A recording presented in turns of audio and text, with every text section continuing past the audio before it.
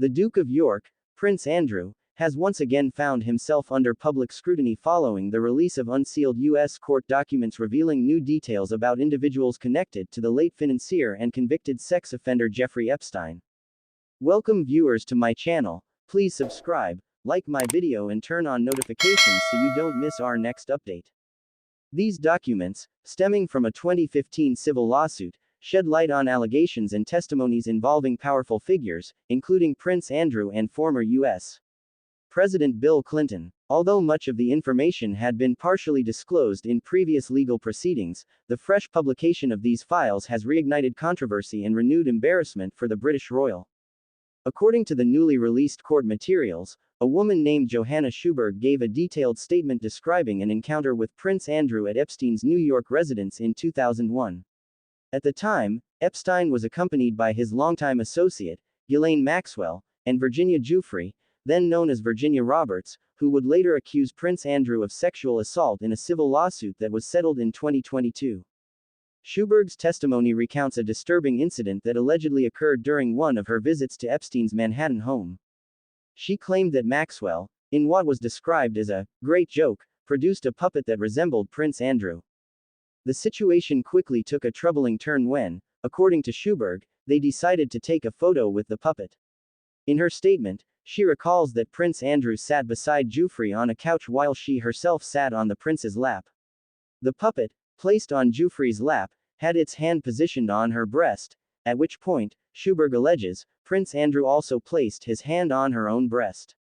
Pressed by lawyers to clarify the details, Schuberg admitted she could not remember every detail of the setting, whether it was a couch or a chair, but said she distinctly remembered the boobs part, referring to the inappropriate touching. At the time, Schuberg was a 20-year-old college student who had been recruited by Maxwell under the pretense of working as an assistant.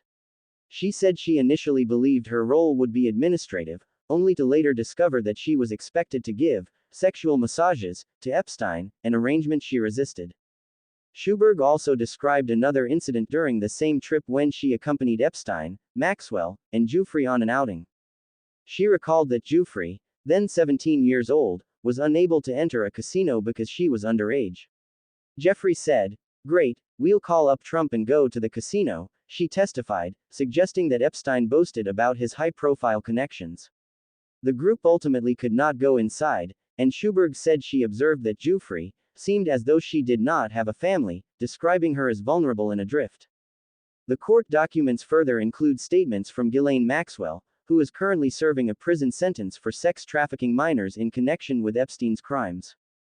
In her deposition, Maxwell acknowledged that she had been on Epstein's private Caribbean island when Prince Andrew visited but denied that any underage girls were present during that trip. She insisted that only household staff such as cooks and cleaners were there, adding, "There were no girls, no women, other than the staff who work at the house." Virginia Giuffre, however, maintained in her testimony that she had been instructed to have sexual encounters with Prince Andrew, a claim he has consistently and categorically denied.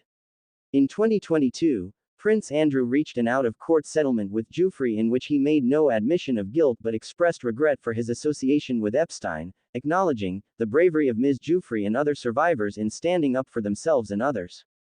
The unsealing of these documents was ordered by Judge Loretta Priska and pertains to Giuffre's defamation lawsuit against Maxwell. Although the case was settled privately years ago, the court has now released a significant number of files containing depositions, correspondence, and witness testimonies that provide new insights into Epstein's network and the powerful individuals linked to him. Many of the people mentioned in the documents had previously been referred to only as John Doe or Jane Doe to protect their identities. However, Judge Priska ruled that most of the names could be made public, noting that they had already appeared in previous court cases or had been widely reported in the media.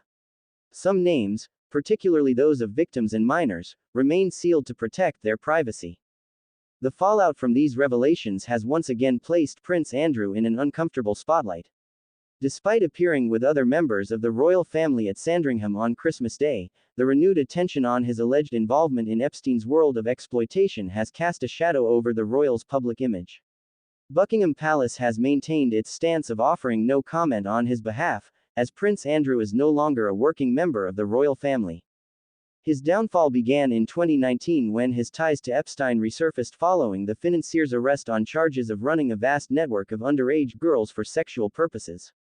Epstein died later that year in a New York jail, a death ruled as suicide, but which continues to fuel speculation and conspiracy theories.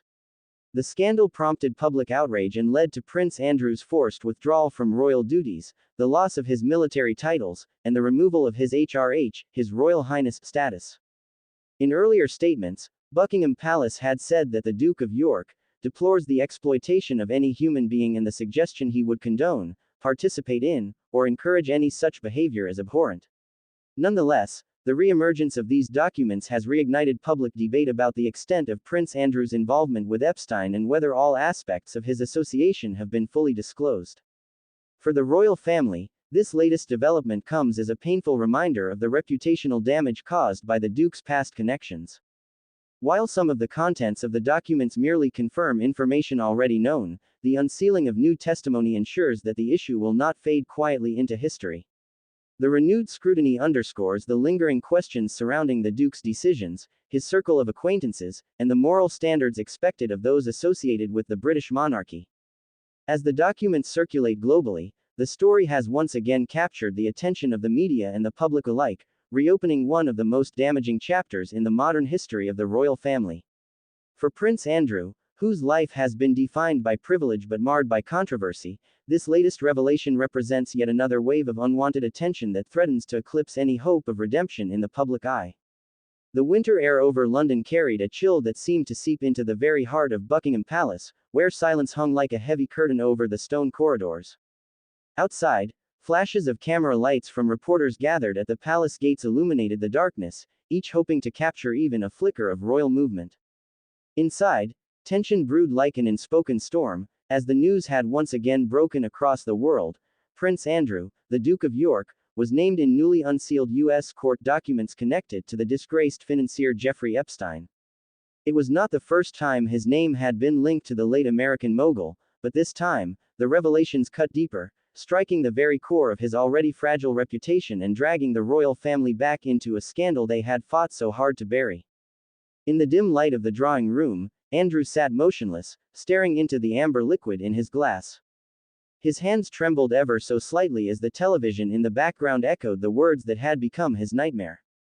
The BBC anchor spoke with careful restraint, but there was no cushioning the impact. The Duke of York's name appeared prominently in the newly unsealed Epstein files, alongside other global figures, including former U.S. President Bill Clinton. The documents detailed allegations from a woman named Johanna Schuberg, who claimed that Andrew had groped her at Epstein's New York mansion 2 decades earlier. The story had burst across every major outlet, lighting up headlines from New York to London, Washington to Sydney. For many, it was déjà vu, another grim reminder of a scandal that had already forced the Queen's second son into exile from royal life. The memory of that disastrous BBC Newsnight interview in 2019 still haunted him. He had walked into the studio confident that he could explain himself, that he could somehow convince the world of his innocence. Instead, he had left it shattered, his words replayed endlessly as examples of arrogance and denial. "I don't sweat," he had said awkwardly, trying to dismiss the details given by Virginia Giuffre. The statement had turned him into a figure of ridicule, and by the time the cameras stopped rolling, his royal future had crumbled. But even after years of silence, self-imposed retreat, and carefully managed appearances with his mother, the late Queen Elizabeth II, the scandal refused to die.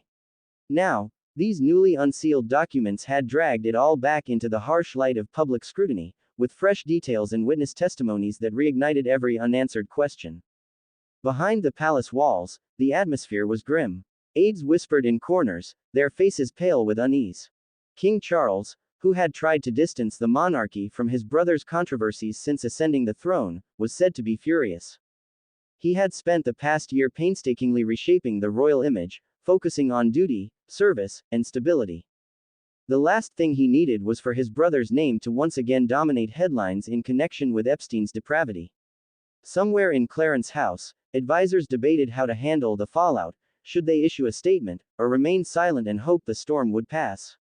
Silence had been their shield before, but now the renewed global interest made that strategy feel dangerously insufficient. Meanwhile, Across the Atlantic, the courtrooms of New York buzzed with anticipation.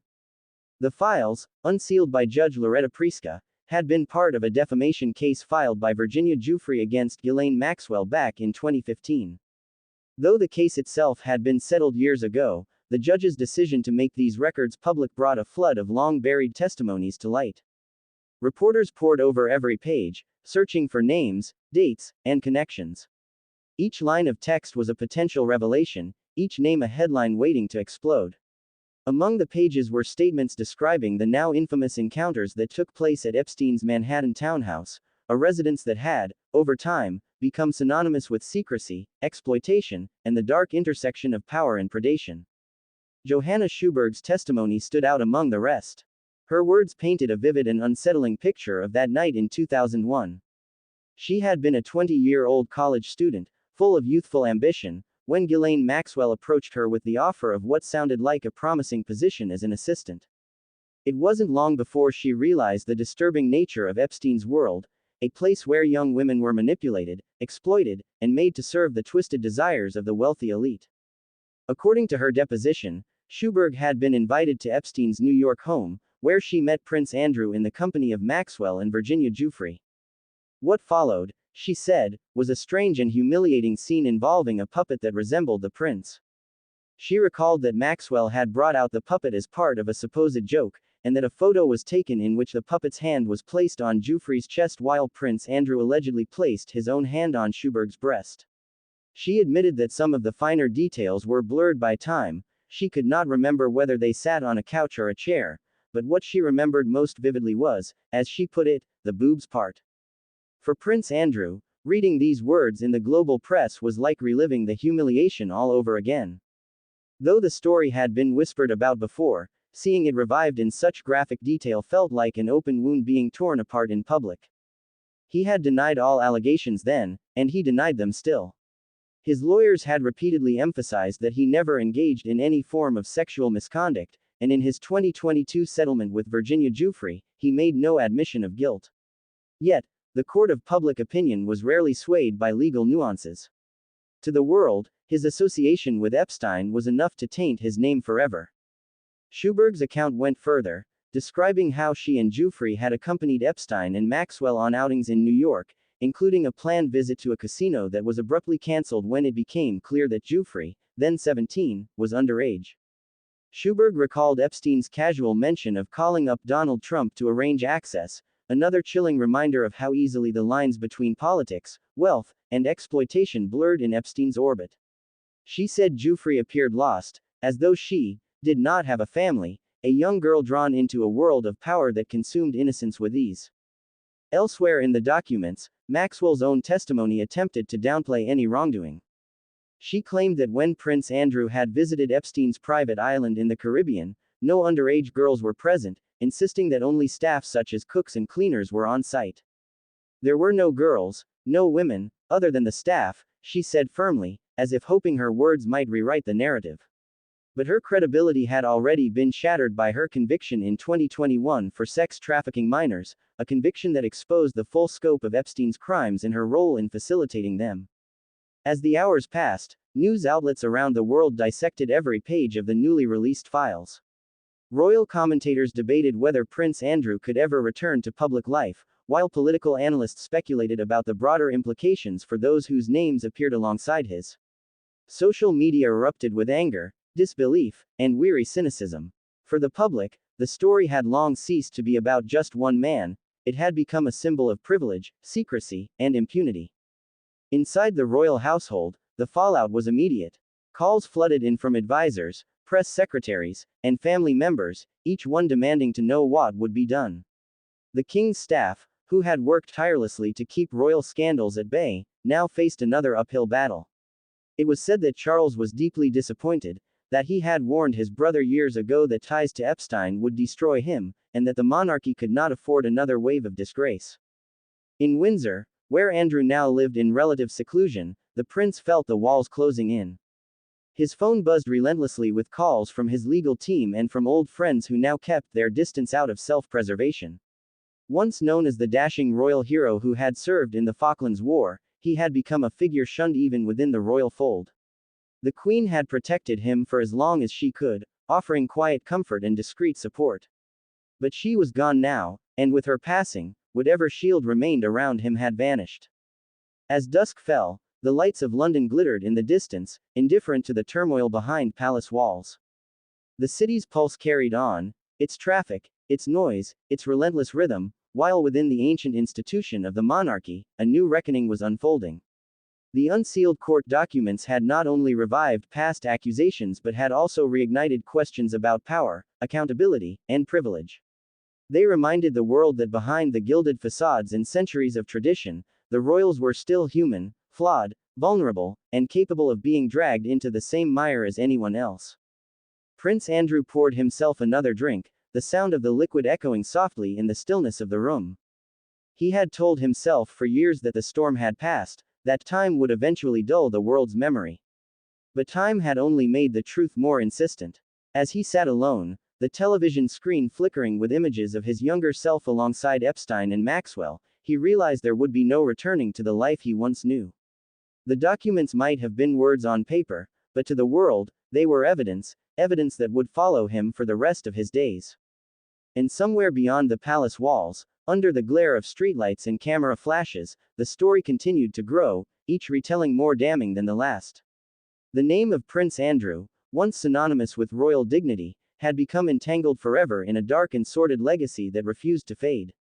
The past, it seemed, was not done with him yet, and as the night deepened, so too did the weight of his silence.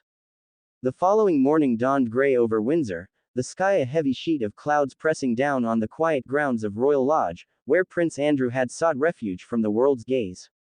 The estate, once a place of laughter and weekend gatherings, now felt like a mausoleum of memories, filled with echoes of the past and the unrelenting hum of scandal.